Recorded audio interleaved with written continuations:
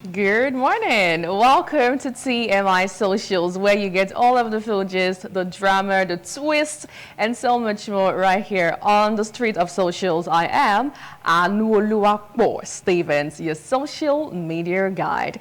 Now let's begin by letting you know that yesterday it was all over the news that Nadeem Anjarwalla, an executive of cryptocurrency platform Binance, has escaped from custody. Now, this was according to the Office of the National Security Advisor. He is a suspect in the federal government's ongoing probe into Binance activities in Nigeria, but he escaped from custody on Friday. The NSA Office said in a statement yesterday by its spokesman, Zakari, the Office of the National Security Advisor confirms that Nadeem Anjarwalla, a suspect in the ongoing criminal probe into the activities of Binance in Nigeria, has escaped from lawful custody on Friday, 22nd of March, 2024, the NSA Office said. Now let's hear from the horse's mouth the interview that was held yesterday as regards this story. Take a look. There is now on him. The Interpol has also been contacted, and government is optimistic that this individual will be brought to book very soon. And those who were charged with the responsibility of keeping him in custody have also been arrested, and they have been questioned. And as more information as regards that is available, it will be made available to Nigerians. For us in revenue, it doesn't matter because we are dealing with company, not individual. So irrespective of where they are in the world, we have what it takes to make sure that they come and they comply with our law. So it doesn't matter whether the man is here or anywhere in the world. As long as we have Binance, there is no way they will escape the compliance matter that we file against them. So I don't think we have any problem in that. Now, are you also in the same line of thought with him? Anyway, let's see your line of thoughts on socials. Olumide says, we all they hold life wire for this country. Nothing fix shock us again, no.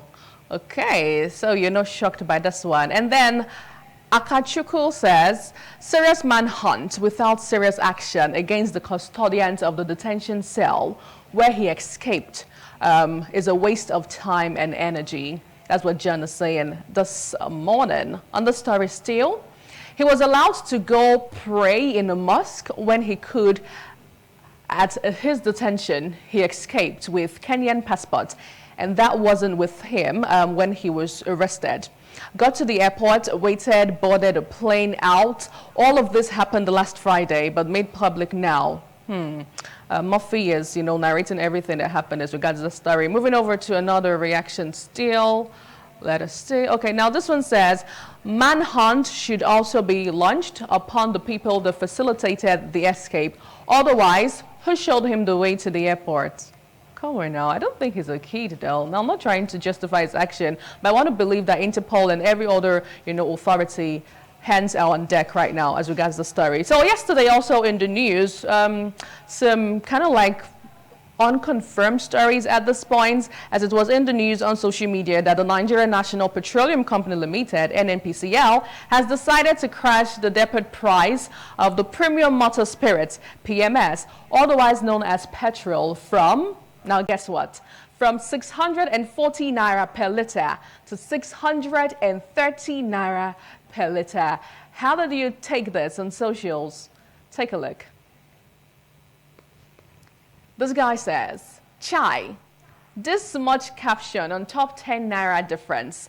10 Naira, we no feed by pure water. That's what he's saying. Okay, now still on this bit. Petrol should be sold nothing higher than 300 Naira. It is a natural resources. We were never importing it. From the stolen ones, they bring back a percentage to us. Make Nigeria great again. Ajuba has that to say this morning on TMI Socials. Alexander says, when I saw break-in and crash, I assumed it would drop to probably 300 in Naira. Now seeing 10 Naira difference. And then he is laughing. Okay. Now, still on this bit, Badma says, when we said we stand on mandates and our trust in Tinubu, you people were insulting us. Naira gaining power and petrol price is dropping without paying subsidy in less than a year in power. It is too early to doubt Tinubu's government. Some bragging rights going on there. And now, Jibola says dollar is going down already and the cost of things still remains the same. Is that government's fault as well? SMH. Okay, all right. Do we still have another on this bit? Okay, so I think that's all on this particular one. Now, moving over as regards dollar and Naira. So as the Naira gradually appreciates against the dollar after months of unprecedented uncertainties, the Central Bank of Nigeria, CBN, on Monday announced the sales of $10,000 to each of the eligible bureau de change operators in the country at the rate of 1,251 Naira per dollar. Now, in a circular, president of the Association of the BDC Operators of Nigeria on Monday, the Apex Bank said the BDCs are to sell to eligible end users at a spread of not more than 1.5% above the purchase point. Okay, so that's the circular that was on socials yesterday as regards this particular story. Now, let's see your reactions real quickly on this. Obiba says, if this government wants to get the solution to this dollar problem, the first thing to do is to silent dollar in their budgets. If you want to give budget, you mention it with Naira and not dollar. And there will be no use of dollars in anything in this country. Everything will be based on Naira, but there are countries that do not use dollars over their own money. That is why those countries' money have value. Okay, some solutions going on there as regards the dollar situation. And then Benga Patrick says, Emefiele actually destroyed the economy with his greedy interest. Kudos to Cardoso for unusual stability of Naira. For speculation, go and sell. It will less than 1K before June. Okay. So now you're saying it's going to be less than 1,000 Naira before June. Let's see how that goes. Adamu Muhammad says, so if you are sold $10,000 at 1,251 Naira per dollar and instructed to sell above 1.5% profit, that means the whole of this $10,000 cannot earn you 200K profit. May God come to our aid in this country. Amen. All right, finally on this one, BC Best is asking, hopefully this floating will not backfire again. Well, hopefully let's be positive and be optimistic in this country, Nigeria. Now moving over to another story. So during yesterday's debate on including an emergency item on the agenda of the 148th Assembly of the Inter-Parliamentary Union in Geneva, the Senate President and leader of the Nigerian delegation, Godswill Akpabio, made an emotional appeal for a resolution on the war in Gaza. Now, acknowledging a failure to achieve this at the 147th session in Angola, he urged the Assembly to consider the innocent children who are facing inhuman conditions, including lack of food and water, infections from injuries, and even death. And now this particular, video that went viral actually drew attention to him. Let's see the video, and of course, we'll take your reaction. Madam President, this is a lone voice from Nigeria. We tried our best in Angola, and we failed to lend a collective voice towards what is happening in Gaza. Today, the world is very expectant. We must drop ego. It has nothing to do with which country brings a proposal. The basic tenets of humanity demand that we live here with resolution for the rest of the world to show that we have humane feelings in us. The issues are very clear. If you notice what the proposal from 12 Plus, they attempted to even marry the proposals from South Africa. And South Africa, yes, they have a right to be emotional.